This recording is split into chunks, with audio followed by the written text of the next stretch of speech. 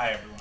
We'd like to take a moment and show how we put together the electric STEM cars at our STEM camp that we held for the Automotive Institute of Science and Technology. We started off with the basic structure. All of these components come in separate pieces and the students assembled them on day one of the STEM camp. The base for this vehicle was built and designed by 4D Woodworks here in Colorado Springs, made out of 1/4-inch plywood, machined so that all the bases are the same and all the pieces are interchangeable. Comes with axle mounts that go over the axles to keep them in place. Comes with motor mounts, 2 uprights, 1 crossbeam. The crossbeam is designed with a groove to allow for multiple mounting options for the motor. The plastic motor mount that encases the motor comes with them. When you order on Amazon, the stud and wing nut cut separately. You can pick those up at any local hardware store. The batteries are mounted to the body using wood glue. The batteries connect to the studs, giving us a positive and negative stud, allowing for quick connect and disconnect with the alligator clips for the students.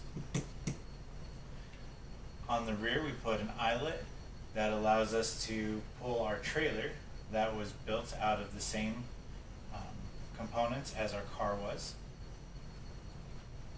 Hooks together and allows you to have a pulling competition. The pulling competition is designed to work on different torque strategies, different gear ratios, to pull the heaviest amount of weight across the finish line.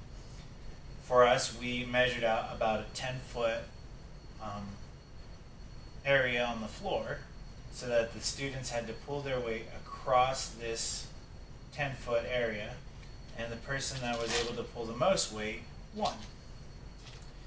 The weights started from small lead weights found in fishing equipment. You could use ball bearings, you could use washers, nuts, bolts. We went heavier weights for some of the students who needed additional weight. We found stuff around the house, around the garage, that we could place onto the trailer as well. If you use a digital scale, the students will be able to start with the weight of their trailer and then be able to add weight and be able to record the different weights and what they were capable of pulling. Our uphill challenge was designed to test the vehicle's different gear ratio options and abilities to climb up higher grades. Our base was built out of 1x2s. We drilled holes in 7 different levels. You can make as many different levels as you want. The ramp is fully adjustable, so the students start from the lowest and then they start moving up a level every time they complete this. The ramp itself is made out of a fence post, out of a fence plank, because of the traction problem we ran into.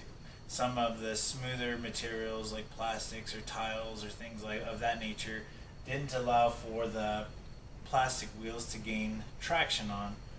We found that a fence plank worked best for us.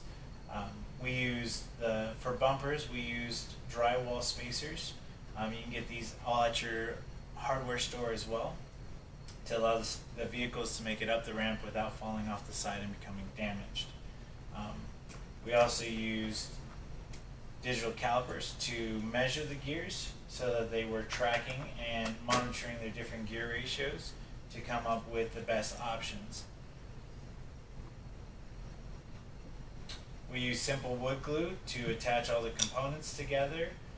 It takes at least overnight to let the cars dry before adding any of the other components to them. So if you spend the first day building the frame of the car and then let it dry, the next days you can easily put all the components onto it. Our camp was designed over 5 days. Each class during the camp was about an hour and a half to 2 hours long. So keep that in mind. If you're going to be doing this in a classroom, there was quite a bit of time put into it when you include the lessons It could easily be a week-long lesson inside of classroom. Math teachers, you could use it for teaching ratios. Science teachers can use it to teach basic electricity and circuits. And physics teachers can teach about weight and traction and movability. There's a lot of different options with this. We would love to share more with you. If you have any questions, please feel free to reach out to us. We're on Facebook, or you can email us directly, or leave us a comment on our YouTube page. Thank you so much. Have fun.